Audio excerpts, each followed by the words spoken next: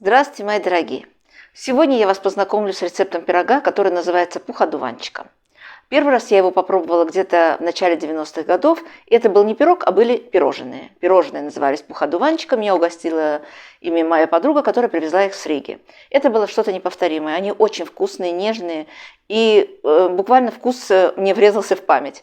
А потом уже буквально где-то через 6-7 месяцев я опять-таки попробовала пирог под этим же названием пух-одуванчика. И пирог мне понравился даже больше, мои дорогие. Этот пирог я готовлю очень часто у меня дома. Просто-напросто можно менять в нем начинки. Можно добавить курагу, можно добавить орешки. Все, что хотите, можно добавить в начинку. Пирог несложный, вкусный и получится у всех. Попробуйте его приготовить, и мне кажется, он всем нам напомнит наших мам и бабушек. Потому что тогда творожная выпечка присутствовала всегда на столе. Начнем печь, мои дорогие. Сегодня начинаем приготовление с теста. Для теста нам нужно будет взять 300 грамм муки. Мука у меня уже просеянная. Здесь у меня ровно 300 грамм. И 150 грамм сливочного масла или маргарина. Тесто у нас будет тертое, и нам нужно будет маргарин или сливочное масло холодное, должно быть, конечно, натереть на терочке. Постоянно окунаем масло в муку и таким образом натираем на крупной терке все наше масло в крошку. Вот таким образом. Можно все это, конечно, сделать в блендере.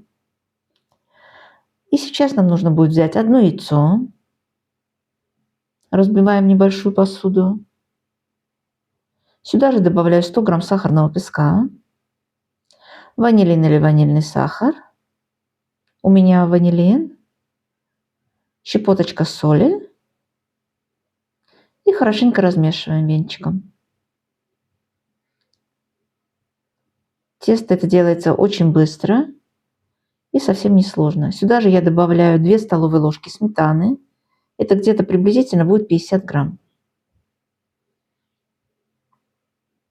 И 1 чайная ложечка соды. Сода у меня здесь гасится сметаной, поэтому я ее уксусом не гашу. Можете прекрасно положить разрыхлитель. И хорошенько перемешиваем. Вот такая смесь у нас получается. Яично-сметанная, так сказать. И сейчас нужно будет объединить крошку со сметанкой и яичком. Перемешиваем все это хорошенько. Можно лопаточкой, можно, конечно, руками, кому как удобно.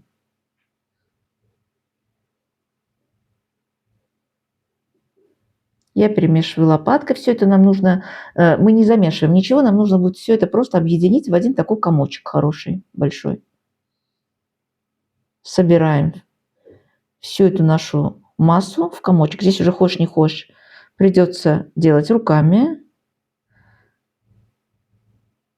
Может быть, вам понадобится еще где-то 1-2 столовые ложки муки. Мне не понадобились, но смотрите, добавляйте вначале 300 грамм, а потом уже смотрите по тесту. Вот такое тесто должно получиться.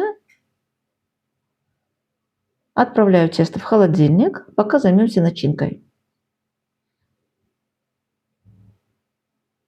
Для начинки нужно будет взять 400 грамм творога. У меня творог нежирный, домашний, из обыкновенного покупного молока магазинного. Сюда же добавляю 100 грамм сахара и 2 яйца.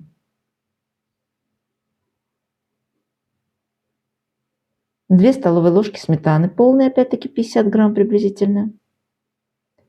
И 1,5 столовые ложки кукурузного крахмала. Можете сюда добавлять и картофельный крахмал. Нету никакой особенной разницы. Это будет приблизительно где-то 20-25 грамм крахмала.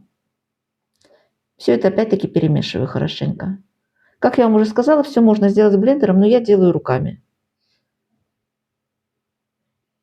Добавляю ванилин или ванильный сахар. Тесто можете даже положить в морозильную камеру. Не в холодильник, а в морозильную камеру. Тесто можете положить. Чтобы весь процесс у нас был быстрее, чтобы тесто немножко охладилось, пока делаем начиночку. Буквально 10-15 минут.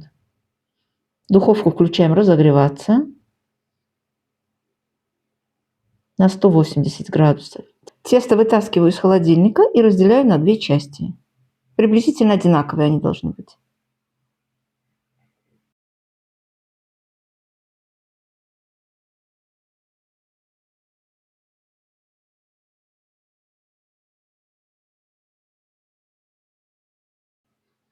Форма у меня 26 сантиметров в диаметре.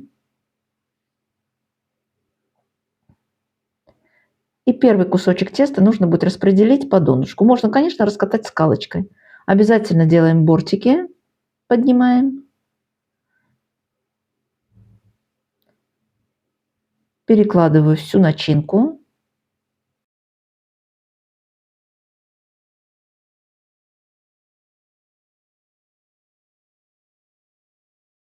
По идее, время нам нужно будет только на выпечку, потому что тесто быстро очень замешивается. Все это несложно. Пирог получается замечательный, очень вкусный, мои дорогие, будет. Второй кусочек теста нужно будет раскатать приблизительно 26-27 сантиметров в диаметре. Это крышечка наша будет.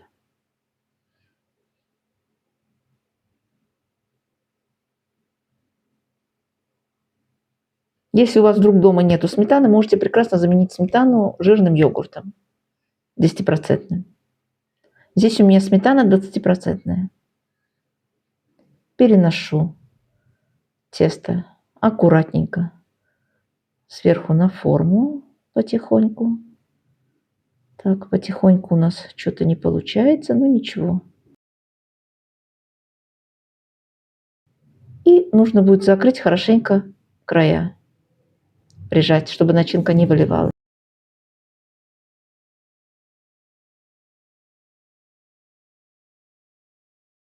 Вилочкой делаем проколы, чтобы тесто у нас дышало, так сказать, и отправляем в духовку. Выпекаем приблизительно 40-45 минут. У меня пирог сегодня выпекался ровно 45 минут при температуре 180 градусов. Нужно обязательно дать ему хорошенько остыть, снять с формы, переложить в тарелку, аккуратненько посыпать сахарным песком, сахарной пудрой вернее, посыпаем сахарной пудрой. И нужно пирог дать, чтобы дать пирогу очень хорошо остыть, как я вам уже сказала, прежде чем его резать. Начинка должна у нас стабилизироваться внутри. У меня он полежал где-то часа 3. И вот сейчас я буду его резать и пробовать.